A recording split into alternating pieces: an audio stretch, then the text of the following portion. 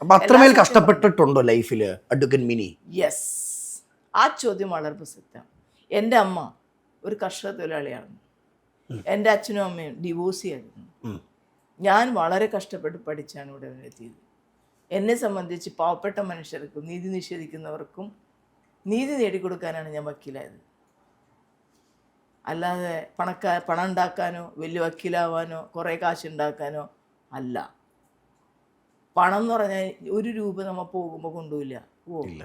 അപ്പൊ ഈ ആൾക്കാർ ട്രോളെന്ന കളിയാക്കുന്ന അഡ്വക്കേറ്റ് മിനി അല്ലാത്തൊരു മിനി ഉണ്ടല്ലേ?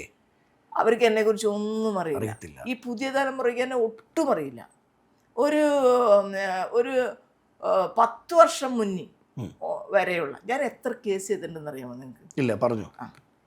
കുഞ്ഞാലിക്കുട്ടി കേസ്, അതും കഴിഞ്ഞ് ഈ സുരനെല്ലി കേസിൽ ഞാൻ അസിസ്റ്റ് ചെയ്ത് എൻ്റെ കൂട്ടുകാരിയായിരുന്നു ആ കേസ് എടുത്തത്. അതിൽ ടി വി മിനി ആയിരുന്നോ? അതല്ല, എൻ്റെ ഒരു കൂട്ടുകാരിയായിരുന്നു. ഓക്കെ. സുരനെല്ലി കേസിൽ സൂര്യനെല്ലി ജസ്റ്റിസ് ബസന്തിന്റെ കോലം കത്തിച്ച 4 പേരിൽ ഒരാൾ ഞാനാണ്. കത്തിച്ചതില് കോലം കത്തിച്ചു. അയാള് ജഡ്ജ് പറയുന്ന സമയത്ത് ജഡ്ജ്മെന്റ് പറയുന്ന സമയത്ത് ഈ കുട്ടിക്ക് ഓടി രക്ഷപ്പെടാമായിരുന്നല്ലോ പറഞ്ഞ് എല്ലാ പ്രതികളെയും വെറുതെ വിട്ടു.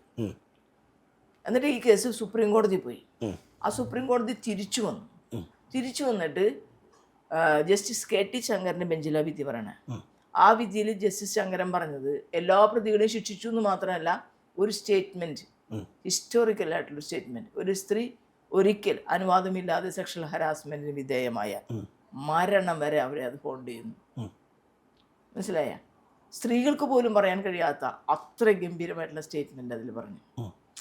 കിളിരൂർ കേസ് പ്രതികൾ 3 പ്രാവശ്യം CBI കുറ്റപത്രം സമർപ്പിച്ചു. വർഷങ്ങളാണ് ഇതൊക്കെ പോണതേ. ആ 3 പ്രാവശ്യവും ആ CBIയുടെ കുറ്റപത്രം തള്ളിച്ച വ്യക്തിയുടെ പേര് എന്താണെന്ന് അറിയാമോ? അഡ്വക്കേറ്റിന്റെ പേര് ടി വി മിനിയാണോ? അതാണ്. മനസ്സിലായ? ആ പ്രതികൾ മുഴുവൻ ശിക്ഷിച്ചു.